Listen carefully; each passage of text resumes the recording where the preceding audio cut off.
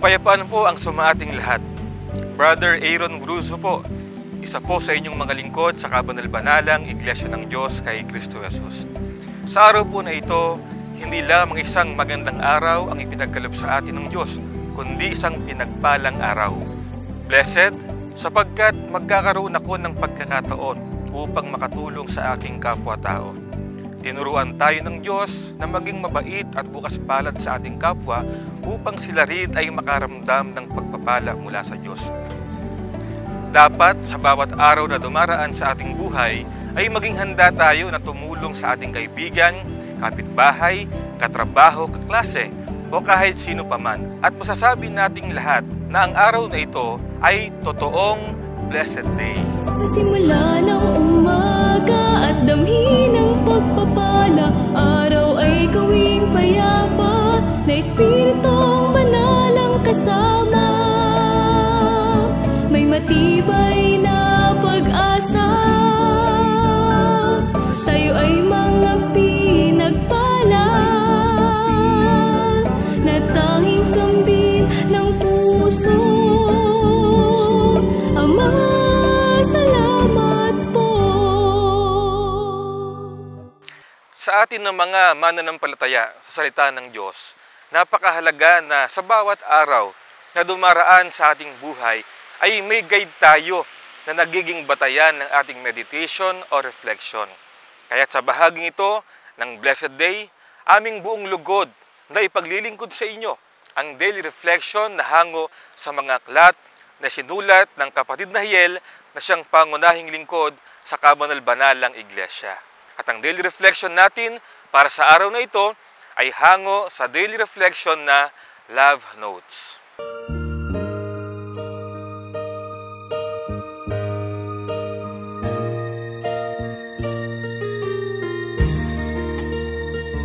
I am your shield. Your reward will be very great. Genesis chapter 15, verse 1. God said He is our shield. He did not say He will give us a shield. God also said He is our exceedingly great reward. He did not say He will just give us our reward. Brothers and sisters, what a great promise! What a great encouragement for us to continue pursuing our God-given purpose, our mission in life for the glory of God. If God is our shield, who do you think can overcome us? What things or occurrences do you think can stop us and hinder us? The answer is a big none. If God Himself is our exceedingly great reward, what else would you need? What more can you ask for? Again, nothing else. Yes, I will not fear, and I shall not want. Ako ang iyong kalasag at ang iyong gantimpala na lubhang dakila. Genesis 15:1. Sabi ng Diyos, Siya ang ating kalasag. Hindi niya sinabi na bibigyan niya tayo ng kalasag. Sinabi rin ng Diyos, Siya ang ating lubhang dakilang gantimpala. Hindi niya sinabi na bibigyan niya tayo ng ating gantimpala. Mga kapatid, napakagandang pangako. Sapat upang ating ipagpatuloy ang ating pagsisikap na itaguyod ang ating layunin, ang ating misyon sa buhay para sa kaluwalhatian ng Diyos. Kung ang Diyos ang ating kalasag, sino ang makakatalo sa atin?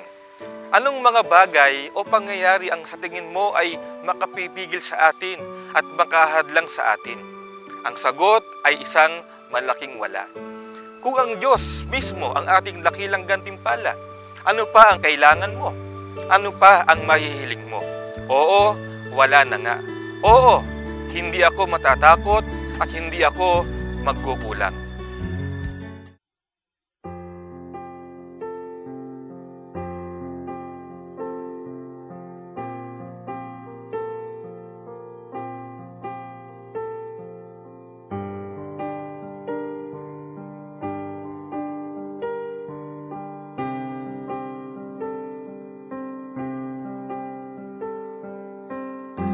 Have come to your place to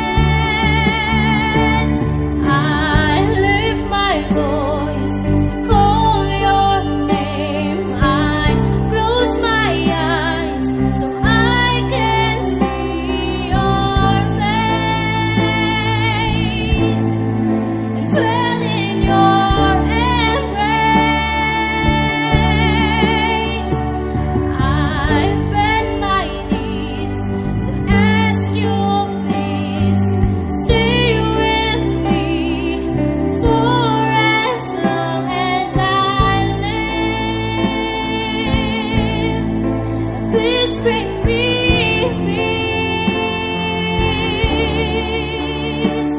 forever.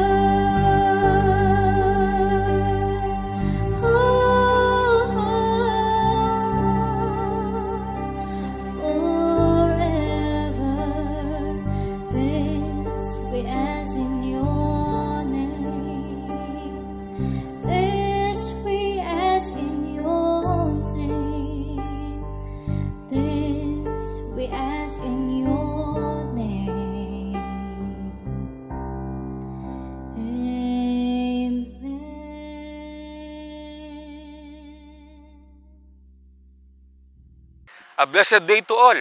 Kayo po ay kasalukuyang nanonood ng programang ipinaglilingkod ng Kabanal-Banalang Iglesia ng Diyos kay Kristo Jesus.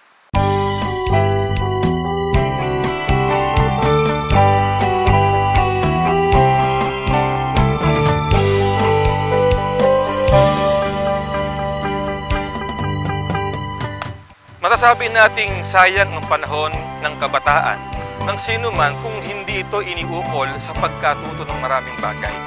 Subalit, mas sayang ang buhay kung nagsanay at natuto nga noong panahon ng kabataan, pero puro ukol lamang naman sa buhay na ito ang natutunan. Kung mga bagay naman na panlangit ang nais nating pagsanayan, pananalangin ang pinakatamang maging una sa ating listahan. At ito ang hatid ng mensahe sa ating lahat, lalo na sa mga kabataan ng ating masayang segment na pinamagatang Youth Worshiping God. Kapayapaan po ang sumating lahat. Ako po ang iyong lingkod, kapatid na Jeremy Piscano. Kayo po ay muli po naming inaniyahan sa palatuntunang nagpapakita ng saya ng buhay kabataan na naglilingkod sa Diyos. Halina't manood ng Youth Worshiping God.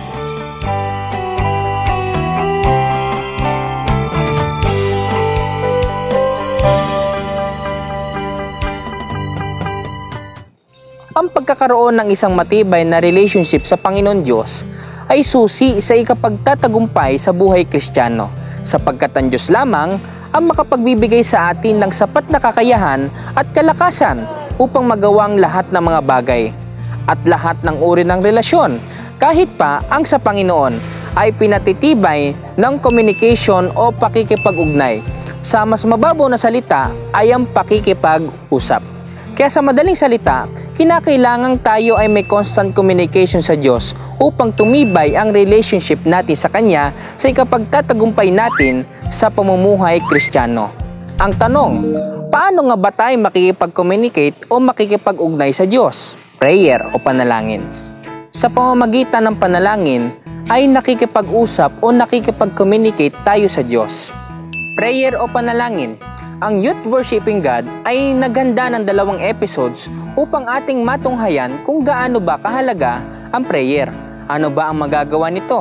Saan natin ito pwedeng magamit? At ano ang mga dapat nating tandaan tungkol sa wastong paraan ng pananalangin? Ano nga ba ang ibig sabihin ng prayer o panalangin?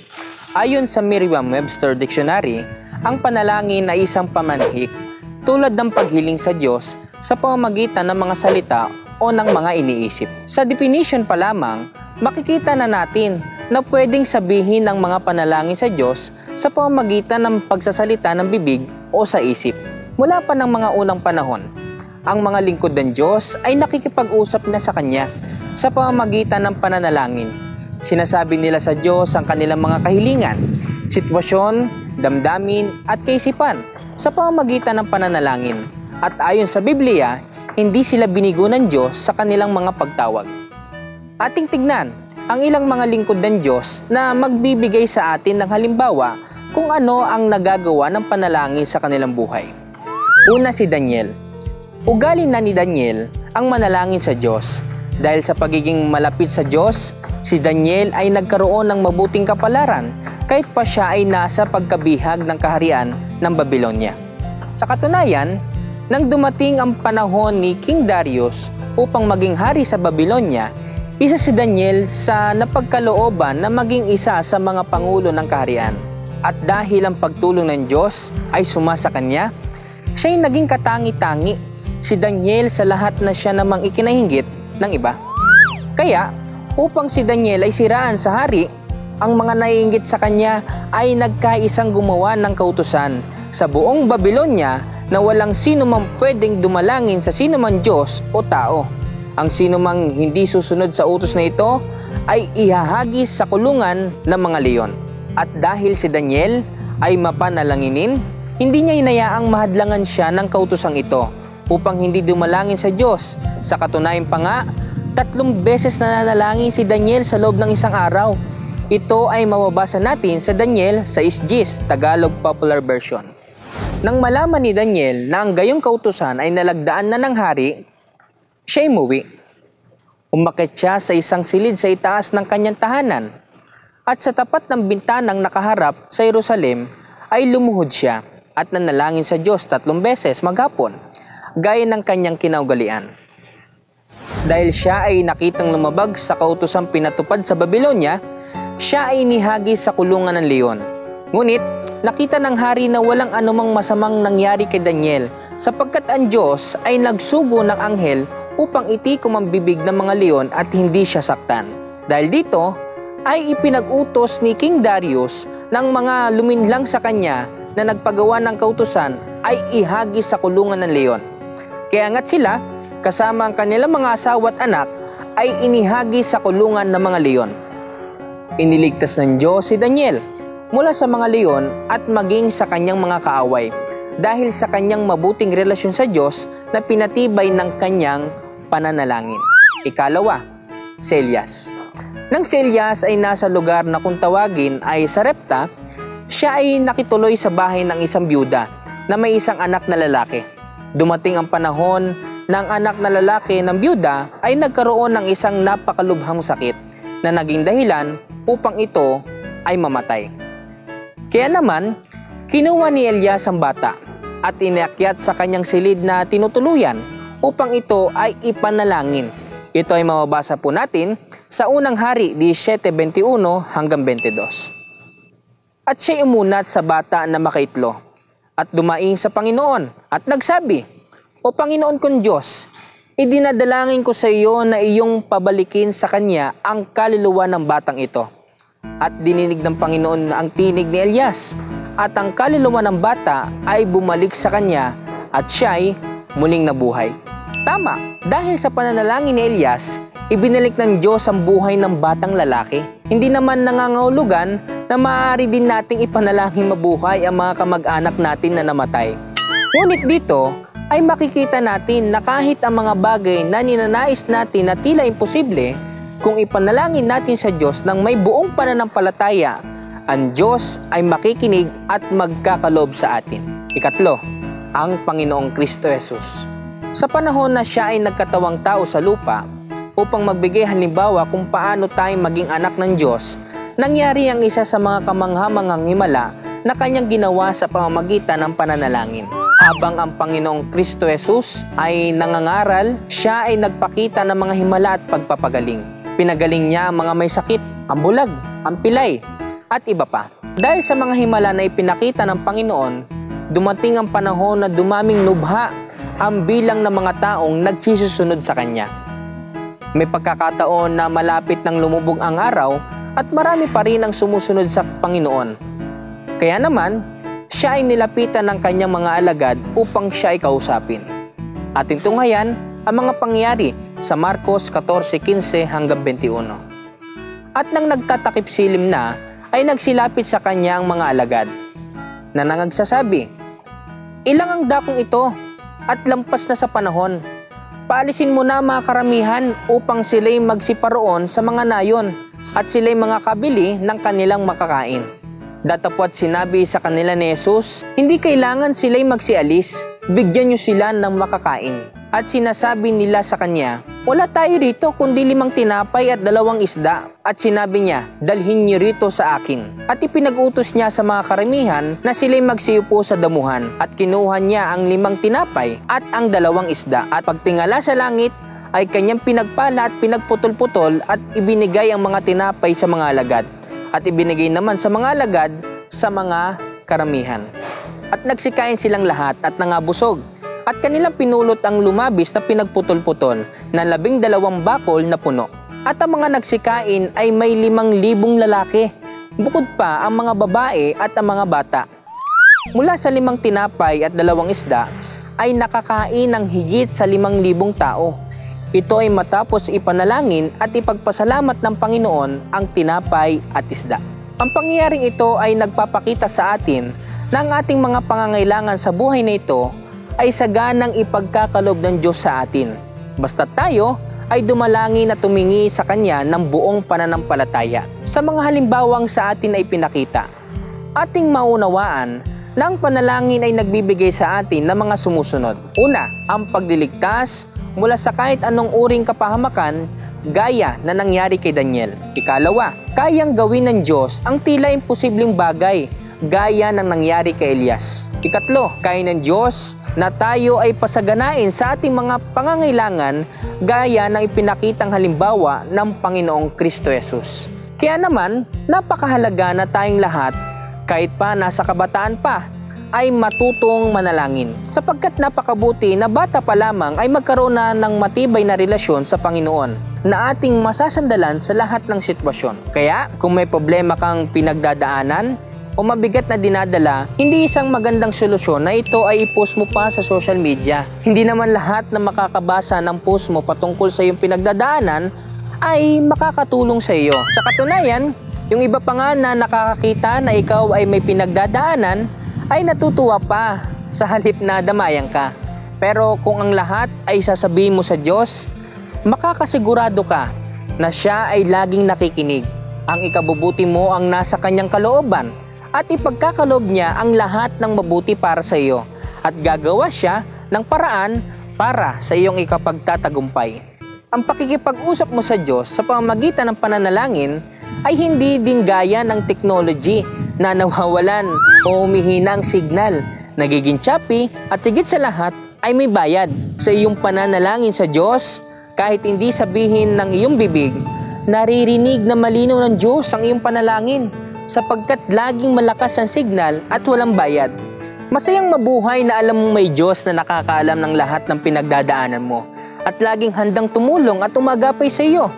Ang kailangan lamang ay tumiwala kang lubos sa Kanya at hilingin ang lahat ng iyong mga pangangailangan sa Kanya. Ipagkatiwala mo din ang iyong mga bigat na dinadala at Siya na ang bahala sa iyo. Gaya ng sabi sa 1 Pedro 5:7, na inyong ilagak sa Kanya ang lahat ng inyong kabalisahan, sapagkat kayo'y ipinagmamalasakit Niya. Sana ay patuloy po ninyong tunghayan ang mga kasunod na pagtatanghal ng palatuntunang ito na nagpapakita ng kasayahan at kagandahan ng buhay kabataan na naglilingkod sa Diyos. Samahan ninyo kaming muli dito lamang sa Youth Worshiping God. Maraming salamat po. Tayo po ay sumapit na sa dulong bahagi ng ating programa at bago po ang pasamantalang pagtatapos ng programang ito, tayo po ay mag-uukol ng isang panalangin upang ating hingin ang patuloy na pagpatnubay at pagpapala ng Diyos sa mga kasunod pang oras ng araw na ating lalakaran. Inanyayahan ko po kayo na pumikit at sama-sama nating ipaabot sa ating dakilang Diyos ang ating panalangin. Aba, Panginoon naming Diyos, Ikaw na patuloy naming tinatawagan sa bawat oras ng aming pong mga buhay. Sapagkat alam namin, Panginoon, na totoo pong napakahalaga ng aming pagdalangin sa iyo dahil ito ay siyang paraan namin upang ipakilala sa iyo at buksan sa iyo ang aming pong mga kalooban at ang aming pong mga kahilingan. Gaya po ng iyong pagtuturo sa amin sa araw na ito.